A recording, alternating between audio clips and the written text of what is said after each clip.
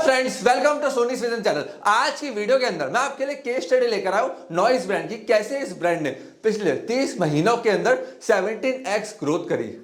ये ब्रांड बहुत स्पेशल है क्योंकि इस ब्रांड के पास सबसे बड़ा मार्केट शेयर है इंडिया के अंदर वेरेबल्स के अंदर। देखिए, इस ब्रांड की शुरुआत 2014 में अमित एंड गौरव खत्री ने करी थी। इन्होंने 2014 में क्या देखा, इंडिया में अच्छे स्मार्टफोन के कवर्स नहीं है, तो इन्होंने ऑनलाइन स्मार्टफोन कवर्स बेचना चालू करा, केसेस को बेचना चालू करा। 2017 आते आते इनका रेवेन्यू 24 करोड़ का हो चुका था और ऑनलाइन मार्केट के अंदर इनका रेवेन्यू 15 करोड़ का था। काफी अच्छी ग्रोथ थी। बट हुआ क्या, जब कवर्स फेमस होने लगे मोबाइल के तो मार्केट में कंपटीशन बढ़ा, कोई यूएसपी नहीं थी, इनको रेट्स एंड मार्जिन्स अपने डाउन करने पड़े, जिसके चलते इस ब्रांड के लिए सर्वाइव करना मुश्किल हो गया था। 2017 में फाइनली दोनों भाइयों ने वापस डिसाइड करा कि हम ब्रांड की रीब्रांडिंग करेंगे, नए प्रोडक्ट्स को लेकर आएंगे। वापस ये जीरो के ऊपर आ गए थे, शून्य से इन्होंने वापस शुरुआत करी और आज नॉइस 400 करोड़ से ज्यादा का रेवेन्यू कर रहा है। पिछले 30 महीनों के अंदर 17x इसकी ग्रोथ है और ये ब्रांड अगले साल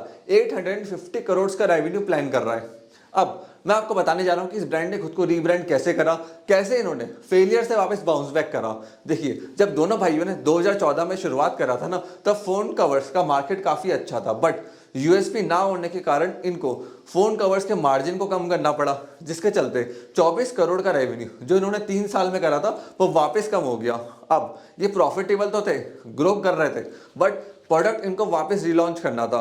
कवर्स का मार्केट बहुत कॉम्पिटिटिव हो गया था। 2017 में इन्होंने वापस रीब्रांडिंग करी और देखा कि मार्केट में नया क्या चल रहा है। तब इन्होंने देखा कि मार्केट के अंदर वेरेबल्स का मार्केट बहुत बड़ा है। स्मार्ट वॉचेस, वायरलेस ईयरफोन्स, इनका मार्केट बहुत तेजी से बढ़ रहा है। तो इन्होंने इन प्रोडक्ट्स को अपनी वेबसाइट पे लॉन्च करने का सोचा और रीब्रांडिंग करी, इन्फ्लुएंसर्स को लेकर आए और वापस इनको सक्सेस मिली। देखिए, बहुत सारी ब्रांड्स मार्केट के अंदर आती हैं, वो फेल हो जाती है क्योंकि वो इनोवेट नहीं कर पाती है। एक टाइम बाद सबको इनोवेट करना पड़ता है। अमिताभ बच्चन कितनी बार फेल हुए, ऊपर नीचे गए, बट हर बार वो खुद को रीइनोवेट करते गए। धीरूभाई अंबानी बहुत बार फेल हुए। एक बार तो उनकी पूरी फैक्ट्री पानी के अंदर डूब गई, वापस 2 महीनों में उन्होंने पूरी फैक्ट्री को खड़ा कर लिया। एक टाइम ऐसा था जब एप्पल कंपनी बर्बाद होने वाली थी, स्टीव जॉब्स वापस कंपनी के अंदर आए तो उन्होंने देखा 350 प्रोडक्ट्स कंपनी चला रही है।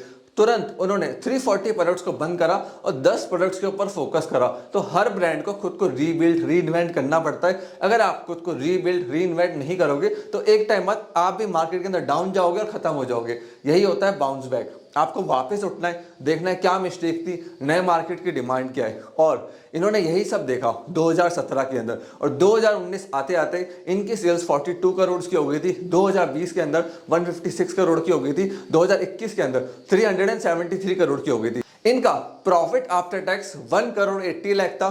फिर इनका प्रॉफिट 18 करोड़ था। फिर 2021 में इनका 32 करोड़ का प्रॉफिट था। बहुत तेजी से इन्होंने अपने मार्केट को ग्रो करा, वेरेबल्स के अंदर, वॉचेस के अंदर, वायरलेस हेडफोन्स के अंदर, और ये मार्केट भी बूम कर रहा था। सारा थैंक्स एंड क्रेडिट एप्पल और सैमसंग को, जिन्होंने इतनी मार्केटिंग कर करके मार्केट के अंदर इतनी बड़ी हाइप बना दी। नॉइस का जो मार्केट शेयर 24.6% था 2020 के अंदर, ये मार्केट शेयर 2021 के अंदर 27% का हो गया। जो इनकी 15% सेल्स है वो ऑफलाइन चैनल से आती है, 85% सेल्स ऑनलाइन चैनल से आती है। जो मार्केट शेयर है इंडियन वॉच ब्रांड्स का वो ऐसा है, नॉइस के पास 27% है, बोट के पास 25.1% है, फायरवॉल्ट के पास 11.6% है, रियलमी के पास 5.6% है, Xiaomi के पास 5.1% है और other brands like Apple, Samsung, इनके पास 25.7% है।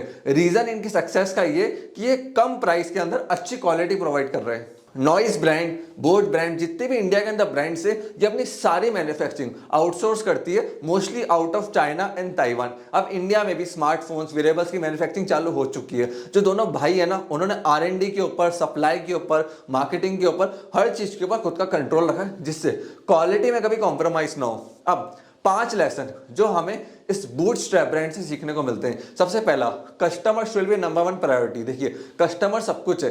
नॉइस ने क्या करा, प्राइसेस को डाउन करा बट क्वालिटी को मेंटेन करा, कस्टमर को फोकस बनाया, तभी वो मार्केट शेयर इतना बड़ा कैप्चर कर पाए। Second, don't depend on just one product. होता क्या है, हमारा एक प्रोडक्ट अच्छा चलता है, हम पूरा फोकस, डिपेंडेंसी उसके ऊपर डाल देते हैं कंपनी की, वो कभी भी फेल हो सकता है। कंपटीशन आ सकता है। प्रोडक्ट्स की रेंज को बढ़ाओ, जिससे एक प्रोडक्ट फेल भी हो गया, डिमांड चेंज हो गई, मार्केट चेंज हो गया, तो आपका पूरा वेंचर फेल नहीं होगा।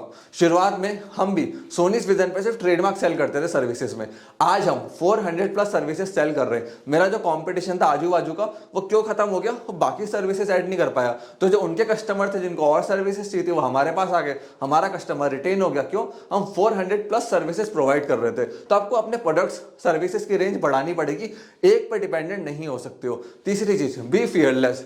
देखो, बिजनेस कर रहे हो, एंटरप्रेन्योर हो ना, प्रॉफिट आने में टाइम लगता है। फियरलेस चलो, जितना घबराओगे, मार्केटिंग में डरोगे, उतना कभी ग्रो नहीं कर पाओगे। अगर नॉइज के फाउंडर ने सोचा होता कि यार हम कवर को बेच के वेरिएबल्स में कैसे शिफ्ट होंगे 2017 में, वो अगेन जीरो से स्टार्ट नहीं करते, तो कंपनी इतनी बड़ी नहीं होती। फियरलेस रहो, मार्केट को देखो। चौथा lesson, choose the marketing channels that fit your business needs. देखो, अगर आपको बिजनेस को ग्रो करना है ना, मार्केटिंग के चैनल्स परफेक्ट होने चाहिए। डायरेक्टली कस्टमर को आपको हिट करना है, इन डेप्थ जाना है कस्टमर के मन में, इतना डेप्थ में जाना है कि वो आपके प्राइस पे आपके प्रोडक्ट को लेने को रेडी हो जाए।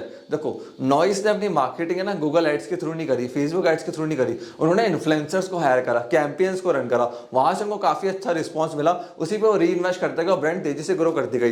पांचवा लेसन, आपको ये देखना है बिजनेस सस्टेनेबल कैसे होगा। बहुत सारे लोग बिजनेस बिल्ड तो कर लेते हैं, but ecosystem, process, system, continuous innovation ये सब नहीं कर पाते। एक सीईओ, फाउंडर, प्रमोटर का रोल ये होता है कि वो इनोवेशन करे, कंटिन्यूसली नए ब्लू ओशन को फाइंड आउट करें कि अब मार्केट में नया ब्लू ओशन क्या है मेरी कंपनी के लिए। आपका ड्यूटी ये होनी चाहिए कि आप कंटिन्यूसली ब्लू ओशन पे फोकस करो, जिससे जब जब मार्केट में कंपटीशन बढ़े, अब तुरंत ब्लू ओशन पे शिफ्ट हो जाओ। सो फ्रेंड्स, ये थी नॉइस की केस स्टडी। आई होप आपको ये वीडियो पसंद आई होगी। प्लीज इस वीडियो को लाइक करके जाना। कमेंट सेक्शन आपके लिए ओपन है, हमें कमेंट सेक्शन के अंदर बताइएगा आपको वीडियो कैसे लगी, क्या आपके इनपुट से। मैं हर कमेंट को रीड करता हूं और कोशिश करता हूं कि आपके कमेंट्स को पढ़ सकूं और उनका रिप्लाई कर सकूं। आपने इस वीडियो को यहां तक देखा, हम लोगों से पहले सपोर्ट दिया, उसके लिए धन्यवाद।